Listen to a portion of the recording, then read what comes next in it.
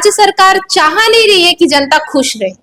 वो जनता को सिर्फ गुमराह करना चाहती है, और गुमराह करने के लिए ही उन्होंने मैया सम्मान योजना निकाली थी, ताकि राज्य की महिलाएं उसी के पीछे भागती रहें, और जो सारी जो विधि व्यवस्था है, भ्रष्टाचार है, इससे इनका दिमाग हटा रहे। चाहे आप विधि व्यवस्था को लेकर बात करें, चाहे आप यहाँ पे हो रहे धर्मांतरण की जो प्रक्रिया है उसको लेकर बात करें, चाहे आप यहाँ के हमारे आदिवासी भाई बंधुओं की स्थिति की बात करें, सभी चीजों में सरकार पूरी तरह विफल रही है। ये तो पेशा कानून से ध्यान हटाने के लिए सरना वाला मुद्दा लेके आ गए ना।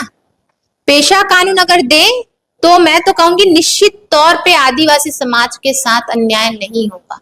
भारतीय जनता पार्टी के जितने भी विधायक गण हैं, माननीय विधायक गण हैं, जो विजय होकर सदन तक पहुंचे हैं, सभी के क्षेत्र का अपना अपना एक मुद्दा है।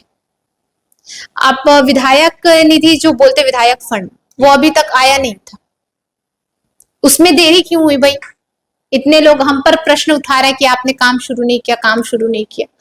मतलब ये सब चीजों में फंड को ही लेकर क्यों इतना खींचातानी रहता है? आप लोन लेने के बावजूद, आप इतना सब प्रयास करने के बावजूद, सभी से वसूली करने के बावजूद आपके पास फंड नहीं है। ये लोग के पास कोई जब मुद्दा रहता नहीं ना कि अपने करतूतों को छुपाए कैसे, तो ये केंद्र सरकार को कटघरे पर खड़ा करने का काम करती है कि हम इनको टारगेट करवाएंगे और इनसे पूछेंगे कि इन्होंने क्यों पैसा नहीं दिया। कि अगर आपको कोई पैसे दे रहा है तो आप उसे ब्यौरा दीजिए ना, उचित ब्यौरा दीजिए।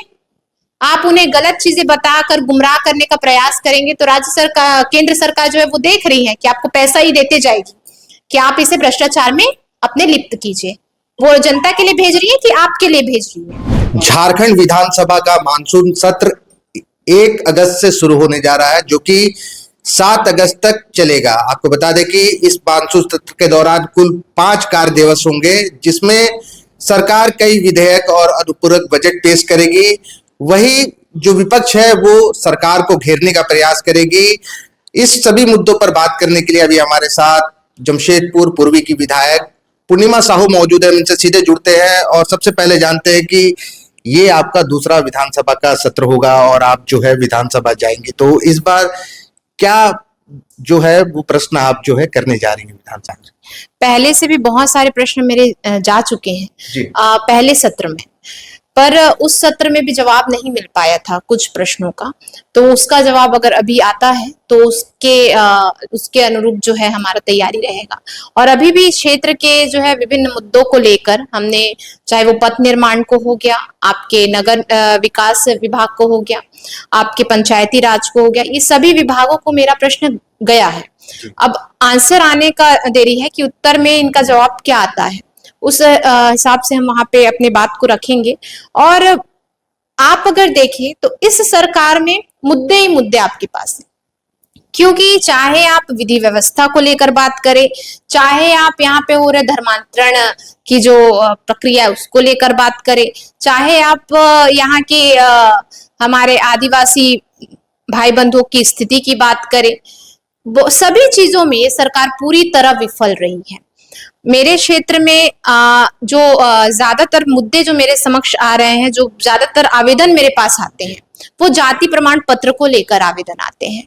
जाति प्रमाण पत्र का ऐसा है कि पूर्व मुख्यमंत्री आदरणीय श्री रघुवर दास जी के द्वारा उनके कार्यकाल में जाति प्रमाण पत्र बनने में जो सुविधा थी, अब वो नहीं रही, क्योंकि हमारा एक औद्योगिक एरिया है, औद्योगिक क्षेत्र है।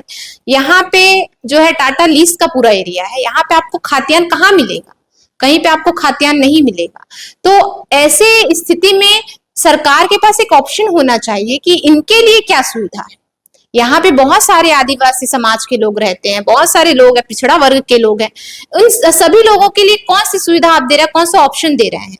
पूर्व मुख्यमंत्री आदरणीय रघुवर दास जी के समय में एक कॉलम हुआ करता था, ऑप्शन हुआ करता था, जिसमें आप अपने ही जो कह सकते हैं मुखिया जो होते हैं, आपके समाज के मुखिया के 5 लोग अगर हस्ताक्षर कर देते, वो प्रक्रिया आगे बढ़ जाती है और जाति प्रमाण पत्र बन जाता था। अभी ये हो गया कि आपको प्रज्ञा केंद्र जाना है, प्रज्ञा केंद्र के बाद सीओ कार्यालय, सीओ कार्यालय से फिर वो जाति प्रमाण पत्र आता है आपके नगर निगम या फिर जेएनएससी के पास। तो यही प्रक्रिया में इतना ही लेट हो जाता है कि वो जाके कहीं ना कहीं पे रुक जाता है। तो या तो ये सीधा प्रोसेस होना चाहिए, या तो वो कॉलम डल जाना चाहिए। जिससे आम जनता को भी जो है सुविधा हो, उनका जो है बच्चों का जो स्कूल में पढ़ाना या आगे की प्रक्रिया होती है, सरकारी जो लाभ होते हैं, आरक्षण होते हैं, उनका उन्हें वो चीज नहीं मिल पा रहा है। लेकिन सरकार कहती है कि जाति प्रमाण पत्र चूंकि एक महत्वपूर्ण दस्तावेज है, ऐसे में जो लाभुक है उनके जो है सही से वेरिफिकेशन हो जाए, इसलिए इसे प्रक्रिया दर प्रक्रिया बढ़ाया गया है। नहीं, वो ठीक है, आप वेरिफिकेशन कीजिए, पर जनता की सहूलियत भी देखिए ना। कोई जाति प्रमाण पत्र बना रहा है, उतना सक्षम नहीं है कि वो बार बार आपके कार्यालय के चक्कर काटते रहे। और आजकल तो यही होता है कि सरकारी अगर कोई चीज है तो उसमें 10 दिन से 15 दिन लग जाते हैं, 15 दिन क्या 1 महीने बाद बुलाया जाता है। तो ये सब प्रक्रियाओं में जो है एक ऑप्शन जो था माननीय रघुवर दास जी के समय में, वो ऑप्शन आप जो है इशू करवा दीजिए, डलवा दीजिए कॉलम में, सुविधा होगी, फिर तीनों प्रक्रिया से होके गुजरते रहे, उसमें कोई आपत्ति नहीं है जी। वो लेकर हो गया हमारे जो आपके लिट्टी चौक को जो NH 33 से जोड़ती है, उसका शिलान्यास हो गया उस पथ का, परंतु अभी भी शिलान्यास होने के बावजूद कार्य अभी स्थगित है। तो ये सब कार्य जो रुके हुए कार्य हैं, इस पर कब राज्य सरकार ध्यान देगी? PM आवास की ही आप देख लीजिए, कितनी भव्य योजना है, तो इन सभी योजनाओं का लाभ हमारी जनता को मिल नहीं पा रहा है। या तो राज्य सरकार चाहती नहीं है कि केंद्र की योजनाएं आए और जनता तक पहुंचे, इसीलिए सभी चीजों में टालमटोल किया जा रहा है, देरी की जा रही है, किसी ना किसी तरह से इसे बंद करने का प्रयास किया जा रहा है। ठीक है मैम, एक सवाल और है कि अगर पिछले दिनों देखें तो राज्य में विपक्ष जो है सरकार पर कई चीजों को लेकर के हमलावर रही है, जिसमें मुख्य रूप से राज्य की विधि व्यवस्था, कानून को लेकर के लगातार सवाल पूछे गए हैं। इसके अलावा अगर हम देखें तो भ्रष्टाचार का जो मुद्दा है, इसको लेकर के भी विपक्ष जो है वो लगातार सरकार पर हमलावर कर रही है। तो आप क्या देख पा रही हैं कि इस बार जो है विपक्ष का राज्य स्तरीय किस तरह से जो है गिरने का प्रयास रहेगा सदन के अंदर? देखिए, भ्रष्टाचार की अगर बात करें तो यहाँ का तो राज्य का बच्चा बच्चा जानता है कि आप CO कार्यालय चले जाइए, भ्रष्टाचार चरम पर मिलेगा। नीचे बैठा हुआ इंसान से लेकर ऊपर बैठा हुआ इंसान तक पूरे भ्रष्टाचार में लिप्त है। आप विधि व्यवस्था, भ्रष्टाचार तो है ही। भ्रष्टाचार की बात करूं, आपका जो कल्याणकारी योजना थी इनकी, मैया सम्मान योजना, उसी को लेकर भ्रष्टाचार हो रहा है। आज वो योजना को लेकर इतनी बड़ी राशि बजट में पेश की गई थी, इतनी बड़ी राशि दी गई थी, उन राशि का हुआ क्या? वो धरातल पर उतरा तो मैयाओं को मिल क्यों नहीं रहे? मैया भटक क्यों रही है? CO कार्यालय, बैंक ऑफिस या फिर प्रज्ञा केंद्र, सभी चीजें वो भटक रही, सभी जगहों पर ब्लॉक ऑफिस में भटक रही है, लाइन लगा रही है, एक दिन नहीं दूसरे दिन आओ, तीसरे दिन आओ, मतलब उन्हें सही उपाय नहीं मिल पा रहा है। तो ये सब चीजों का मैं तो यही कहूंगी ना कि राज्य सरकार चाह नहीं रही है कि जनता खुश रहे, वो जनता को सिर्फ गुमराह करना चाहती है। और गुमराह करने के लिए ही उन्होंने मैया सम्मान योजना निकाली थी, ताकि राज्य की महिलाएं उसी के पीछे भागती रहें और जो सारी जो विधि व्यवस्था है, भ्रष्टाचार है, इससे इनका दिमाग हटा रहे। ठीक है, इसके लेकिन सरकार का जो कहना है, सरकार का कहना है कि जब मैया सम्मान योजना की शुरुआत की गई थी उस दौरान कई लाभुक जो है वो गलत तरीके से योजना में जुड़ गए थे और इसका गलत तरीके से लाभ ले रहे थे। इनको जब सरकार ने चिन्हित किया, उसके बाद जो है वैसे लाभुकों को हटाने के लिए एक प्रोसेस के तहत जो है कि योजना सुचारू रूप से चले और गलत लाभुकों तक पैसा ना जाए, इसके लिए जो है ये में थोड़ा सा फेरबदल किया गया, जिस कारण से कुछ महिलाओं को पैसे जो है वो मिलना बंद हुए, लेकिन उन्हें भी जो है अब जोड़ा जा रहा है। फिर भी वो महिलाएं मेरे पास क्यों आ रही है? सिर्फ मैं इकलौती विधायक नहीं हूं अपने क्षेत्र की, जितने 81 विधायक हैं माननीय, सभी के पास महिलाएं जा रही है, मैया जा रही है, बहनें जा रही है कि हमें राशि नहीं मिल रहा है, पर भी इनके जुबान पे चुप्पी सधी हुई है कि हम मैया सम्मान योजना को लेके एक शब्द नहीं बोलेंगे। ये तो प्रोसेस है, ये तो प्रक्रिया है। कब तक प्रक्रिया चलेगी? आपने जब मैया सम्मान योजना की राशि 1-1 हजार रुपए प्रत्येक महिला को देने का वादा किया था, उससे तो आप मुकर गए। और उस समय जब 1-1 हजार रुपए चुनाव के समय आपने दिया था, उसके बाद से आपने उस समय क्यों नहीं सोचा कि ये राज्य का पैसा है, ये किसी गलत इंसान को भी मिल सकता है जो इसके पात्र नहीं है। अब ये रूपरेखा तैयार करते हैं और फिर बोलते हैं कि इसमें ये कमी है, इसको इनसे जोड़ना है, इसको उनसे। कितने दिन तक ये प्रक्रिया चलेगी? मैयाओं को पहले सरकार या उनके मंत्रीगण आकर आश्वासन दे कि इतने दिनों तक आपकी सारी जो मुसीबतें हैं, इसको लेकर समस्याएं, उनका निवारण हो जाएगा। या एक चार्ट जारी कर दीजिए ना आप प्रज्ञा केंद्र, आपके CO कार्यालय के बाहर, कि ये महिला को राशि मिल रही है, ये महिलाओं को पता चल जाएगा हमारी राशि किन किन महिलाओं का नाम है, किन किन महिलाओं का नाम नहीं है उस चार्ट में। वो फिर आगे की प्रक्रिया के लिए सेकंड स्टेज पे जाएगी, पूछेगी कि हमारा क्या दिक्कत है, नहीं मिल रहा है तो उसके लिए नहीं मिल रहा है तो क्या कर सकते हैं कि मिले। ये सभी चीजें हैं। महिलाएं तो कंफ्यूजन में अभी भी कि हम जाए तो जाए कहाँ। सी ऑफिस बोलते आ जाओ, कल आओ, कभी तो वो बैठते ही नहीं है ऑफिस में। महिलाएं जा रही है, हमसे पैसा लेके जा रही है कि मैडम हमारे पास वहां जाने तक का खर्चा नहीं है, कितने बार हम होके आए। तो ये सब चीजों पर ध्यान देने की आवश्यकता है। आप योजना निकाल देते हैं, बहुत अच्छी बात है, पर योजनाओं को फलीभूत भी तो कीजिए, महिलाओं तक पहुंचे तो आपकी योजनाएं। चलिए, पिछले दिनों सरकार के ऊपर जो विपक्ष है उसके द्वारा पेशा कानून को लागू करने को लेकर के लगातार दबाव बनाते हुए देखा गया है। ऐसे में क्या देख पा रही है कि इस बार सदन में पेशा का मुद्दा फिर से एक बार गूंजेगा? बिल्कुल गूंजेगा पेशा का मुद्दा। ये तो पेशा कानून से ध्यान हटाने के लिए सरना वाला मुद्दा लेके आ गए ना। पेशा कानून अगर दे तो मैं तो कहूंगी निश्चित तौर पे आदिवासी समाज के साथ अन्याय नहीं होगा।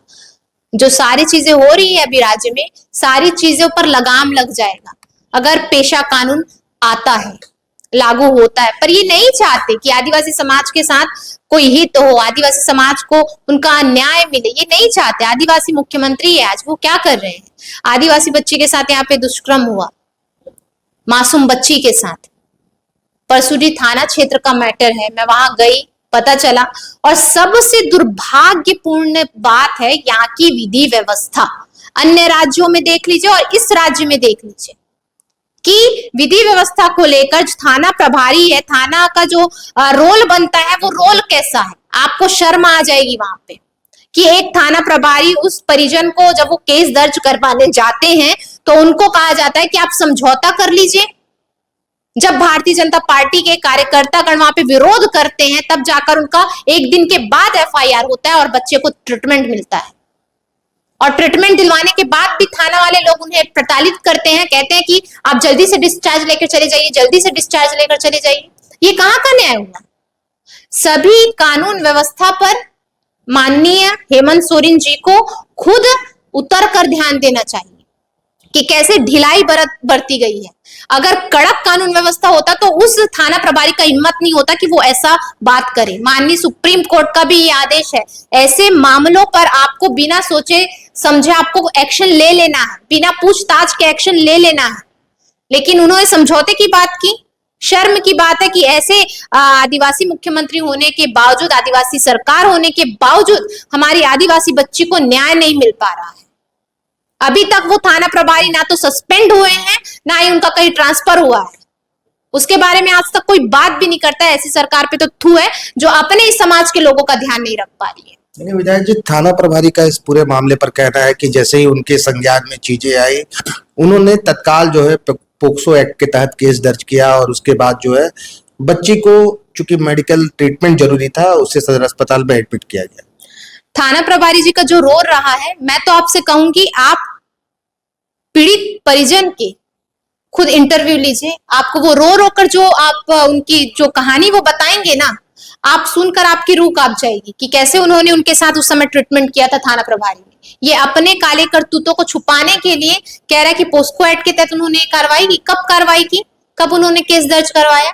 हमने डीएसपी साहब से बात किया है, हमने एसएसपी साहब से बात किया है, तब जाके सारी व्यवस्थाएं ठीक हुई हैं। बात करते हैं कि हमने तो ये कर लिया, वो कर लिया। झूठ बोलने से जो है आपका चरित्र जो है वो साफ नहीं हो जाएगा। आपको काम करना पड़ेगा, आपको काम करने के लिए रखा गया है। इन सभी चीजों में राजनीति से ऊपर उठकर आपको देखना होगा। मानवता भी एक चीज होती है। चलिए, एक सवाल और है मेरा कि अभी वर्तमान में अगर देखें हाल के दिनों में, तो सरकार की ओर से अटल मोहल्ला क्लिनिक का जो संचालन यहाँ पर पूर्ववर्ती सरकार के द्वारा किया जा रहा था, उसका नाम बदल करके मदर टेरेसा क्लिनिक कर दिया गया है, जिसको लेकर के विपक्ष लगातार सवाल उठा रहा है। ऐसे में क्या लग रहा है कि ये मुद्दा भी इस बार सदन के पटल पर जो है इसकी भी आवाज मुखर होगी?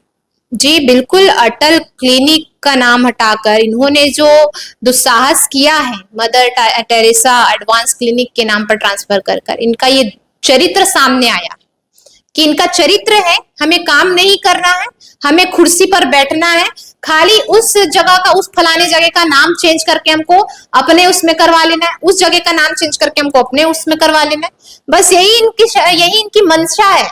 ये कुछ करना नहीं चाहते। अगर करना चाहते होते अटल क्लिनिक को अभी ऊपर से और नीचे, अगर वो सामान्य लेवल पर है, नीचे लेवल पर है, कहीं पे भी है, आप उसको ऊपर कैसे उठा सकते हैं? आप अपने कार्यकाल में और कितना उसे एडवांस करवा सकते हैं, वो उन्हें देखना चाहिएगा। नाम करके ये कैसे काम को ठीक कर सकते हैं? आपको तो काम करना पड़ेगा ना। आप नाम ठीक करके काम ठीक करने चले। आपने सीएम एक्सीलेंस ऑफ स्कूल खोला है, बहुत अच्छी बात है, पर अभी उसका परिणाम क्या आया? हमारे नेतरहाट के बच्चों का जो रिजल्ट आया है उसमें कितने बच्चे जो है उत्तीर्ण हुए हैं? पहली बार राज्य में ऐसा हुआ कि नेतरहाट के हमारे जो बच्चे हैं, उन्होंने उनके जो बच्चे हैं वो अभी फेल हुए हैं। ये पहली बार इतिहास में हुआ है यहाँ राज्य में। मैं तो यही कहना चाहूंगी, आप स्कूल मत बनवाइए। आप जो स्कूल है, सरकारी स्कूल है, उसे कैसे मॉडिफाई किया जाए, उसमें कैसे उच्च शिक्षा गुणवत्तापूर्ण शिक्षा लाया जाए, कैसे उन बच्चों का भला किया जाए। जो साइकिल आपको जो वितरण करते हैं वो अभी सड़ रहे हैं वहां पे, वो कैसे डिस्ट्रीब्यूट किया जाए, इस सभी चीजों पर इनका ध्यान होना चाहिए। तो इनका ध्यान कहाँ है? नाम चेंज करने पे। कि नाम चेंज कर देना चाहते हैं कि अगर मैंने ये फलाना काम किया है और इसमें मेरा नाम लिखा है, तो ये उन्हें देखकर ये चिढ़ लगेगा कि मैं इसमें इनका नाम लिखा कैसे, तो वो नाम को चेंज करके अपने नाम पे करवा कर वाहवाही लेना चाहते हैं। वैसा ही हुआ था हमारे एमजीएम हॉस्पिटल का भी, जो अभी डिमना चौक में बना है। किसके कार्यकाल पर उसका ये हुआ था? लेकिन अगर नाम चेंज की जो बात आ रही है, नाम बदलने की बात आ रही है, तो सरकार ने इससे पहले श्यामा प्रसाद मुखर्जी विश्वविद्यालय का नाम बदल करके बुद्धू भगत विश्वविद्यालय कर दिया। लेकिन सरकार का सीधे तौर पर कहना था कि यहाँ झारखंड के जमीन पर उनका योगदान रहा है, झारखंड को आजादी दिलाने में उनका योगदान रहा है, इस कारण से वो जो है नाम बदला गया था। जहाँ मदर टेरेसा की बात है, वहां पे कहना कि सेवा भाव से जुड़ा हुआ मामला है, इसलिए जो है मदर टेरेसा का नाम के साथ उन्हें से जोड़ा गया। देखिए, सीधी सी बात है, अगर इन्हीं को सम्मान देना है तो उनके नाम पे एक नया लोकार्पण कर सकते हैं, नया आप विश्वविद्यालय खुलवा सकते हैं, नया एक मेडिकल सेक्टर खुलवा दीजिए। उन्हीं के नाम पे अगर उनको श्रद्धांजलि अर्पित करनी है, उन्हें एक सम्मान देना है, मुझे नहीं लगता कि ऊपर में उन्हें सम्मान, वो ऐसा महसूस कर रहे होंगे कि किसी के नाम को मिटाकर अपने नाम को वहां पे लिखवाना, मुझे नहीं लगता कहीं भी। और राज्य की जनता उन्हें देख रही है। मैं तो यही कहना चाहूंगी, हमारे क्षेत्र अंतर्गत जो प्रोफेशनल कॉलेज है, मैंने उसका भी प्रश्न डाला था विधानसभा में, उसका आंसर आया था कि अभी जो है प्रक्रिया पे है। फिर मैंने उसको लेकर पूछा, मेरा लेटर गया था वहां कि आप प्रोफेशनल कॉलेज क्या, तो फिर लेटर में मुझे जवाब मिलता है कि उस कॉलेज का नाम चेंज करके और वहां पे वो आदिवासी हॉस्टल खोलने का ये काम करेंगे वहां पे। तो मैं तो जानना ये चाहूंगी, आप उद्देश्य किस लिए होता है किसी चीज का? अगर आप निर्माण करते हैं, हमारा प्रोफेशनल कॉलेज बना था कि युवाओं के कौशल में विकास हो, हमारे क्षेत्र के जो युवा है वो बाहर ना जाकर यही कंपनी में उन्हें काम मिले, ये उद्देश्य से उनके स्किल डेवलपमेंट के लिए वो प्रोफेशनल कॉलेज खोला गया था। अब ये क्या कह रहे हैं कि वहां पे हम हॉस्टल खोलेंगे, तात्पर्य क्या है? मतलब जो उद्देश्य है वो तो पूरा मिट्टी में मिल गया। कि आप आदिवासी हॉस्टल ही खोलना है तो आप नई जगह देखिए, वहां पे आदिवासी हॉस्टल खोलिए, आपको कोई मनाही नहीं। पहले कहा गया मुझे कि उसका नाम चेंज होगा, मैंने नाम पे आपत्ति नहीं की, नाम आप चेंज करिए, मुझे कोई आपत्ति नहीं है, पर जो उद्देश्य है कॉलेज का कि युवाओं के कौशल में विकास हो, वो उद्देश्य कहाँ रह गया? फिर जब ये प्रश्न उठा तब उन्होंने कहा कि अब हम वहां पे आदिवासी हॉस्टल खोलें। सरकार बोल रही है कि राज्य में जितने भी जनहित के काम हो रहे हैं उससे, उस सभी कामों से विपक्ष को दिक्कत है। देखिए, दिक्कत विपक्ष को नहीं है, दिक्कत इस राज्य की सरकार को है कि कैसे अपना शासन को बचाया जाए, कैसे अपने गद्दी को बचाया जाए। इसीलिए तो जो कार्य का जो भारतीय जनता पार्टी के कार्यकाल में हुआ है, उन सभी चीजों पर अपना नाम ऐड करने की कोशिश की जा रही है, फिर भी ये सफल नहीं होगी। इनकी मनसा साफ जग जाहिर हो चुकी है कि कैसे इन्होंने राज्य की जनता को बेवकूफ बनाने का काम किया है। विधि व्यवस्था को लेकर इनका कोई एक्शन नहीं है, कोई रोल ही नहीं है। यहाँ पे लूटपाट हो रहा है, कहीं पे हत्या हो जा रही है। झारखंड कितने नंबर में है हत्याओं के मामले में? मैं तो यही कहूंगी मंत्री आप देखिए, थोड़ा मंत्री जी आप देखिए कि यहाँ पे जो विधि व्यवस्था है, आपका स्वास्थ्य को लेकर देख लीजिए। एम्बुलेंस में आप को भेजना चाहिए पेशेंट को, आप ऑटो में पेशेंट को भेज रहे हैं। आपका स्वास्थ्य व्यवस्था का पोल तो आप ही खुद खोल रहे हैं। लेकिन स्वास्थ्य मंत्री तो बोल रहे हैं कि हम राज्य की स्वास्थ्य व्यवस्था को सुधारने की दिशा में लगातार पहल कर रहे हैं और जल्दी जो है वो रिम्स 2 का निर्माण किया जाएगा झारखंड में। देखिए स्वास्थ्य मंत्री सिर्फ बोलते हैं और उनका बोला हुआ बयान ही पूरे मीडिया में छाया हुआ रहता है। अब मुझे नहीं पता क्यों उन्हें लोग एंटरटेन करते इतना, पर मैं तो इतना कहूंगी कि वो सिर्फ बोल बच्चन है। उनका सिर्फ काम है कि बोलना और सिर्फ बोलते रहना और बोलकर ही स्वास्थ्य व्यवस्था को नीचे से ऊपर लेकर जाना। चलिए विधायक जी, एक सवाल और है मेरा कि इस बार कुल 5 कार्य दिवस है। ऐसे में ये कहा जा रहा है कि सरकार जो है कई महत्वपूर्ण निर्णय ले सकती है इस दौरान। अनुपूरक बजट के साथ ही जो है वो विश्वविद्यालय विधेयक 2025 को भी पेश कर सकती है और कहा जा रहा है कि विश्वविद्यालय विधेयक 2025 अगर पेश होता है तो राजभवन की जो शक्तियां होती है वो उसमें कटौती हो सकती है और इसके लिए जो है एक अलग से एक टीम का गठन कर करके उसके हाथ में ये पूरी शक्तियां जो है वो प्रदान कर दी जाएंगी, जिसके तहत कुलपति का जो है वो भी नियुक्तियां तक होंगी। देखिए टीम का गठन होगा तो किसके इस पे होगा? टीम का गठन भी राज्य सरकार करेंगी जी, आयोग जो होगी वो आयोग जो है वही वो करेगा। मेरे पास अभी 2 दिन पहले या कल ही आए थे विश्वविद्यालय के एबीवीपी के छात्र, सभी मुझसे मुलाकात के लिए आए थे और उन्होंने मुझे इस बात की जानकारी दी। मुझे नहीं ज्ञात था इस बारे में, पर जब मुझे पता चला तो मैंने सोचा कि पहले इस पर स्टडी की जाए कि ये करना क्या चाह रहे हैं। तो अभी मैं उस पर देख लेती हूँ। पर ये चीज गलत है कि आप राज्यपाल जी के पूरे जो रोल है उसे खत्म करने का प्रयास कर रहे हैं, कि उसे खत्म कर उनका जो हस्तक्षेप है उसे खत्म करके आप जो है अपने अंडर विश्वविद्यालय को लेने का जो है कोशिश कर रहे हैं। नहीं, इसमें राज्यपाल का जो पूरा ये है वो नहीं खत्म होगा, केवल कुछ जो शक्तियां हैं उसमें कटौती होगी। तो शुरुआत कहाँ से होता है?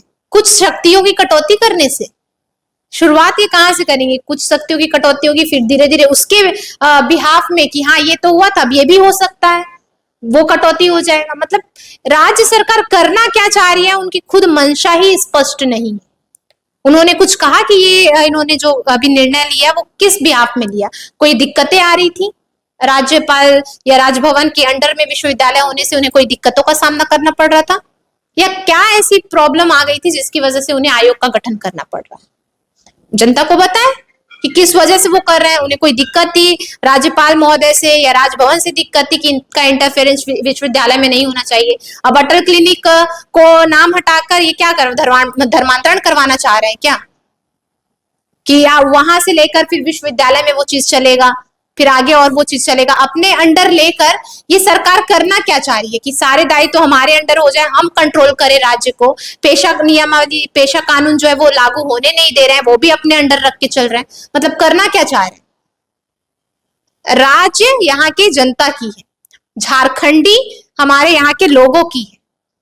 तो आप होते कौन है कि उनके जो है न्याय में या उनके कुछ चीजों में फेरबदल करने वाले? एक अंतिम सवाल ले लेते हैं। चूंकि विपक्ष लगातार सरकार को घेरने के लिए कई मुद्दों को जो है वो तुल देती रही है, जिसपे अगर हम बात करें तो भ्रष्टाचार प्रमुख है, उसके अलावा कानून व्यवस्था और स्वास्थ्य व्यवस्था। ऐसे में क्या देख पा रही है कि पूरा राज्य स्तरीय जो विपक्ष है ये किस मुद्दों को लेकर के सबसे अधिक सरकार पर हमलावर रहेगी? देखिए मैंने आपको पहले ही शुरुआत में कहा कि मुद्दे ही मुद्दे हैं, चाहे वो धर्मांतरण को लेकर हो, अटल क्लिनिक को लेकर हो, विधि व्यवस्था को लेकर। तो स्टार्टिंग से हम लोग सदन में जो है राज्य सरकार को कटघरे पर खड़ा करने का काम कर रहे हैं। और जितने भी राज्य के हमारे भारतीय जनता पार्टी के जितने भी विधायक गण हैं, माननीय विधायक गण हैं जो विजय होकर सदन तक पहुंचे हैं, सभी के क्षेत्र का अपना अपना एक मुद्दा है। आप विधायक निधि जो बोलते विधायक फंड, वो अभी तक आया नहीं था, उसमें देरी क्यों हुई भाई? इतने लोग हम पर प्रश्न उठा रहे हैं कि आपने काम शुरू नहीं किया। मतलब ये सब चीजों में फंड को ही लेकर क्यों इतना खींचातानी रहता है कि फंड नहीं आया? आप हॉस्पिटल जाके पूछे, वहां पे फंड नहीं आया, आयुष्मान का फंड नहीं आया। आप कहीं और जाके मैया समारोह फंड नहीं, मतलब कि क्या चल क्या रहा है? आप लोन लेने के बावजूद, आप इतना सब प्रयास करने के बावजूद, सभी से वसूली करने के बावजूद आपके पास फंड नहीं है। राज्य सरकार तो इसमें साफ तौर पर कहती है कि जो केंद्र के पास राज्य का बकाया है वो केंद्र हमें नहीं दे रही है। देखिए, ये लोग के पास कोई जब मुद्दा रहता नहीं ना कि अपने करतूतों को छुपाए कैसे, तो ये केंद्र सरकार को कटघरे पर खड़ा करने का काम करती है कि हम इनको टारगेट करवाएंगे और इनसे पूछेंगे कि इन्होंने क्यों पैसा नहीं दिया। अगर इतना ही इन्हें ये है कि पैसा मिलना चाहिए केंद्र से, आपका आयुष्मान योजना का जो पैसा मिलता है केंद्र ने क्यों रोक के रखा था?